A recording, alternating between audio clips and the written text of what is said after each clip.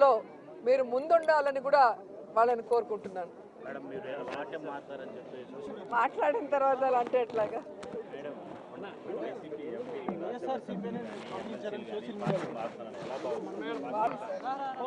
వాళ్ళని అడగాలి. ఇది ఈరోజు కాదు, గతంలో కూడా జగన్మోహన్ రెడ్డి గారి ప్రభుత్వం అపోజిషన్లో ఉన్నప్పుడు 2014 to 19 కూడా ఇలాగ చాలా మంది మారారు.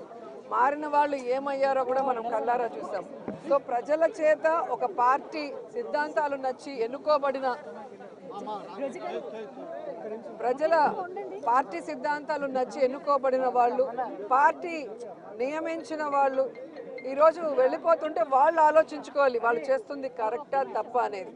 సో దీనివల్ల జగన్ అన్నకో వైఎస్ఆర్సీపీ పార్టీకో ఎటువంటి నష్టం ఉండదు. ఎందుకంటే ఎప్పుడూ కూడా పార్టీకి ద్రోహం చేసి వెళ్ళిన వాళ్ళని ఎవరూ కూడా గౌరవించరు, క్షమించరు.